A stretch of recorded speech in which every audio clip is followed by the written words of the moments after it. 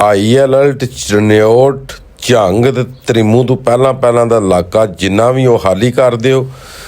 ਠੀਕ ਹੈ ਜੀ। 10 ਲੱਖ ਦਾ ਰੇਲਾ ਜਿਹੜਾ ਤੁਹਾਡੇ ਇਲਾਕੇ ਦੇ ਵਿੱਚ ਇੰਟਰ ਹੋ ਗਿਆ। ਠੀਕ ਹੈ ਜੀ। ਤੇ ਡੇਟ ਹੋ ਗਈ ਅੱਜ 29 ਅਗਸਤ 8ਵਾਂ ਮਹੀਨਾ 2025 ਤੇ ਟਾਈਮ ਦਿਨ 12 ਵਜੇ ਦਾ। ਦਰਿਆਏ ਚਨਾਬ ਦਰਿਆਏ ਰਾਵੀ ਸਤਲੁਜ ਦੀ ਤੁਹਾਨੂੰ ਮੁਕੰਮਲ ਅਪਡੇਟ ਦਿੰਦੇ ਹਾਂ। ਸਭ ਨੂੰ ਪਹਿਲਾਂ ਚਨਿਓਟ ਦੀ ਵੀਡੀਓ ਵੇਖ ਲਵੋ। अस्सलाम वालेकुम जी सर जी, दरिया चनाब की खबर दे रहे हैं। सूरत हाल थोड़े सामने है। 29 अगस्त 2025 रोज़ जुम्मत मुबारक। टाइम 7 बजे। ए बाईयाल वाली सेम रोड दी गई है जी। ए वेख सकते हो थोड़े सामने है। लालियां वाले अहमदनगर वाले कोट स्मैल वाले थोड़ा बड़ा खतरा है।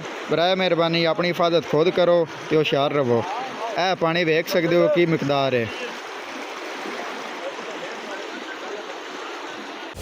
ਜਿਨ੍ਹਾਂ ਨੂੰ ਨਹੀਂ ਸੀ ਨਾ ਯਕੀਨ ਚਨਿਓਟ ਵਾਲਿਆਂ ਨੂੰ ਤੇ ਝੰਗ ਵਾਲਿਆਂ ਨੂੰ ਮੇਰੀ ਖਬਰ ਤੇ, ਮੈਨੂੰ ਲੱਗਦਾ ਉਹਨਾਂ ਨੂੰ ਹੁਣ ਆ ਗਿਆ ਹੋਵੇਗਾ ਯਕੀਨ। ਬਿਸਮਿल्लाह रहमान रहीम। अस्सलामु अलैकुम याइली हक हैदर। उम्मीद करना ਤੁਸੀਂ ਸਾਰੇ ਭਰਾ ਠੀਕ ਹੋਵੋਗੇ ਤੇ ਅੱਲਾਹ ਤਾਲਾ ਤੁਹਾਨੂੰ ਸਾਰਿਆਂ ਨੂੰ ਠੀਕ ਰੱਖੇ ਜੀ।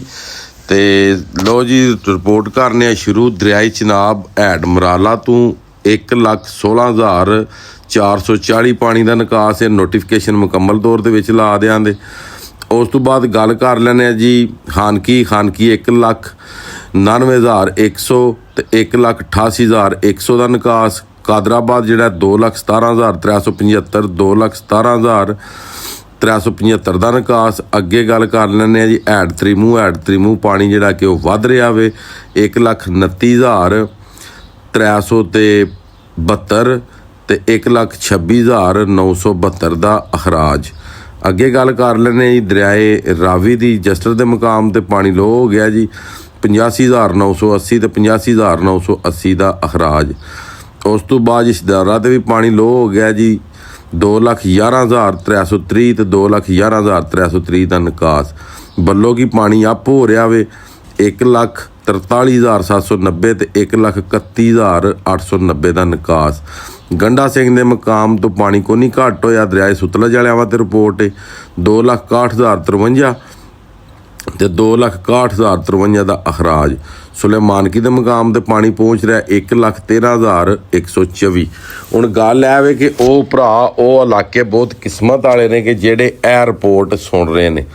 ਮੈਂ ਰਾਤੀ ਵੀ ਚਨਿਓਟ ਵਾਲਿਆਂ ਨੂੰ ਆਖਿਆ ਸੀ, ਪਹਿਲਾਂ ਵੀ ਆਖਿਆ ਸੀ, ਵਾਹਵਾ ਦਿਨ ਹੋ ਗਏ ਨੇ ਚਨਿਓਟ ਝੰਗ ਤ੍ਰਿਮੂ ਵਾਲਿਆਂ ਨੂੰ ਇਹ ਅਪਡੇਟ ਮੈਂ ਦੇ ਦਿੱਤੀ ਸੀ ਕਿ ਇਹ ਪਾਣੀ 1957 ਤੋਂ ਲੱਗ ਕੇ ਤੇ ਹੁਣ 2025 ਤੱਕ ਦਾ ਜਿਹੜਾ ਵੇ ਇਹ ਸਭ ਨਾਲੋਂ ਵੱਡਾ ਹਾਈ-ਫਾਈ ਰੇਲਾ ਜਿਹੜਾ ਵੇ ਕਿ ਇਹ ਆ ਰਿਹਾ ਵੇ। ਕੁਛ ਬੰਦਿਆਂ ਨੂੰ ਗਲਤ ਫਹਿਮੀ ਹੈ ਕਿ ਹੈਡ ਕਾਦਰਾਬਾਦ ਨੇ ਬੰਨ ਤਰੋੜਿਆ ਤੇ ਪਾਣੀ ਘਟ ਗਿਆ। ਭਾਈ ਹੈਡ ਕਾਦਰਾਬਾਦ ਨੇ ਬੇਸ਼ੱਕ ਬੰਨ ਤਰੋੜਿਆ ਨਾ, ਫਿਰ ਵੀ 10,77,000 ਜਿਹੜਾ ਪਾਣੀ ਹੈ ਉਹ ਬਰਾਜ ਨੇ ਆਪਣੇ ਥੱਲਿਓਂ ਦੀ ਜਿਹੜਾ ਕਿ ਉਹ ਕ੍ਰਾਸ ਕਰਵਾਇਆ। ਬੰਨ ਟੁੱਟ ਕੇ ਜਿਹੜਾ ਪਾਣੀ ਪਰਾਂ ਗਿਆ ਵੇ 1,50,000 ਜਾਂ 2 ਲੱਖ, ਉਹ ਇੱਕ ਅਲੱਗ ਪਾਣੀ ਸੀ। 11 ਲੱਖ ਦਾ ਰੇਲਾ ਉਹਨੇ ਆਪਣੇ ਥੱਲਿਓਂ ਦੀ ਲੰਘਾਇਆ। ਸਮਝ ਆ ਗਈ ਜੇ 10 ਲੱਖ ਤੇ 77,000 ਉਹ 11 ਲੱਖ ਹੀ ਹੈ। ਤੁਸੀਂ ਬੰਨ ਵਾਲੇ ਪਾਣੀ ਨੂੰ ਨਾ ਪਵੋ ਕਿ ਬੰਨ ਵਾਲਾ ਵੀ ਪਾਣੀ ਜਿਹੜਾ ਵੇ ਉਹਨੇ ਵੀ ਅੱਗੂ ਹੋ ਕੇ ਜਾਂ ਜਿੱਥੋਂ ਵੀ ਉਹਨੂੰ ਰਾਹ ਲੱਭਣਾ ਉਹਨੇ ਡਿੱਗਣਾ ਦਰਿਆਈ ਚਨਾਬ ਦੇ ਵਿੱਚ ਹੀ ਹੈ।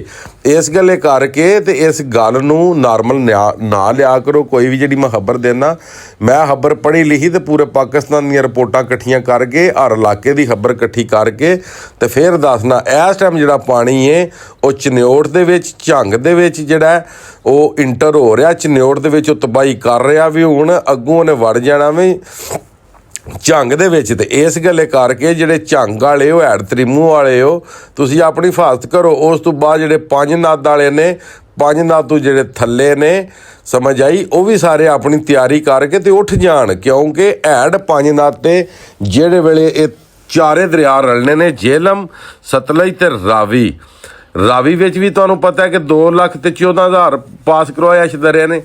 ਉਸ ਤੋਂ ਬਾਅਦ ਦਰਿਆ ਸਤਲੁਜ ਜਿਹੜਾ ਉਹਨੇ ਵੀ 2,61,000 ਪਾਣੀ ਜਿਹੜਾ ਕਿ ਉਹਨੇ ਵੀ ਪਾਸ ਕਰਵਾਏ ਹੈ। ਉਸ ਤੋਂ ਬਾਅਦ 11 ਤੋਂ 12 ਲੱਖ ਪਾਣੀ ਹੈ ਵੇ 4 ਲੱਖ ਉਹ ਯਾਨੀ ਕਿ 15 ਲੱਖ ਪਾਣੀ। 15 ਲੱਖ ਪਾਣੀ ਦੇ ਵਿੱਚੋਂ 2 ਲੱਖ ਪਾਣੀ ਤੁਸੀਂ ਕਰ ਲਓ ਕਿ ਸਾਈਡਾਂ 'ਤੇ ਰਹਿ ਗਿਆ, ਬਕਾਇਆ 13 ਲੱਖ ਬਣ ਗਿਆ। 13 ਲੱਖ ਪਾਣੀ ਜਿਹੜਾ ਵੇ ਉਹ ਹੈਡ 5 ਨਦ ਨੇ ਆਪਣੇ ਥੱਲਿਓਂ ਦੀ ਕ੍ਰਾਸ ਕਰਾਉਣਾ ਤੇ ਜਾਂ ਉਹਨੇ ਵੀ ਆਪਣੇ ਬੰਨ ਤਰੋੜ ਦੇਣ।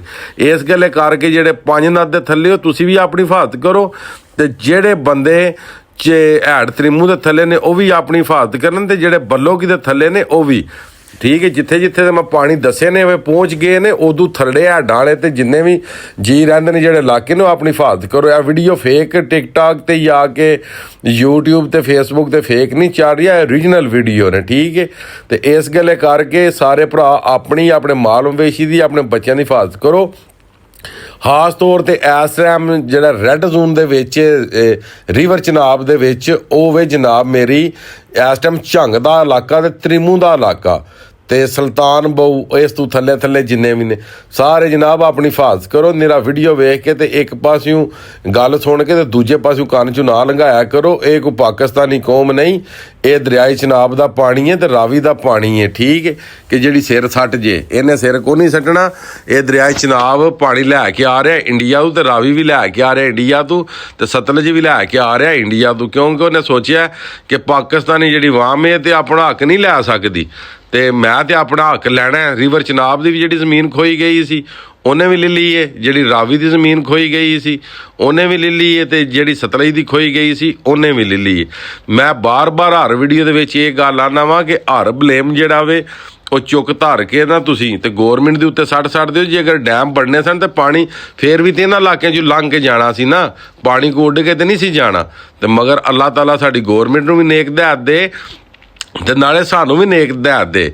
ਕੁਰਾਨ ਮਜੀਦ ਦੇ ਵਿੱਚ ਅੱਲਾਹ ਤਾਲਾ ਨੇ ਵਾਜ਼ਿਆ ਫਰਮਾਇਆ ਕਿ ਜਿਸ ਤਰ੍ਹਾਂ ਦੀ ਅਵਾਮ ਹੋਵੇ ਦੀ ਉਹਨਾਂ ਤੇ ਉਂਝੇ ਦੀ ਹੁਕਮਰਾਨ ਹੋਣ ਦੇ, ਤੇ ਮਗਰ ਇਸ ਅਵਾਮ ਦੇ ਵਿੱਚ ਫੇਰ ਵੀ ਕੋਈ ਅੱਛੇ ਲੋਕ ਹੈ ਨੇ ਠੀਕ ਹੈ। ਤੇ ਤੁਹਾਡੇ ਤੱਕ ਅਪਡੇਟ ਜਿਹੜੀ ਉਹ ਅੱਛੀ ਪਹੁੰਚ ਜਾਂਦੀ। ਤੇ ਇਸ ਗੱਲੇ ਕਰਕੇ ਆਪਣੀ ਹਿਫਾਜ਼ਤ ਕਰੋ, ਆਪਣੇ ਬੱਚਿਆਂ ਦੀ ਹਿਫਾਜ਼ਤ ਕਰੋ ਤੇ ਆਪਣੇ ਮਾਲ ਮਵੇਸ਼ੀ ਦੀ ਹਿਫਾਜ਼ਤ ਕਰੋ। ਬਾਰ-ਬਾਰ ਇੱਕ ਗੱਲ ਕਰਨ ਦਾ ਮਕਸਦ ਨਹੀਂ, ਮੈਂ ਤੁਹਾਡਾ ਭਰਾ ਵਾਂ ਠੀਕ ਹੈ, ਤੁਹਾਡਾ ਦੋਸਤ ਆ, ਤੁਹਾਡਾ ਬੱਚਾ ਵਾਂ ਠੀਕ ਹੈ। ਤੇ ਮੈਂ ਜਨਾਬ ਮੇਰੀ ਜਿਹੜਾ ਕਿ ਤੁਹਾਡੇ ਨਾਲ ਲੜ ਵੀ ਸਕਣਾ ਵਾ, ਸਿਰਫ ਲੜਨਾ ਇਸ ਗੱਲੇ ਆ ਕਿ ਮੈਂ ਤੁਹਾਨੂੰ ਬਚਾ ਸਕਾਂ ਕਿ ਕੱਲ ਦਿਹਾੜੇ ਮਾਸ਼ਰ ਵਾਲੇ ਦਿਨ ਇਹ ਨਾ ਹੋਵੇ ਕਿ ਤੂੰ ਤੇ ਹੱਕ ਬਿਆਨ ਕਰ ਸਕਦਾ ਹੈ, ਤੂੰ ਕਿਉਂ ਨਹੀਂ ਕੀਤਾ।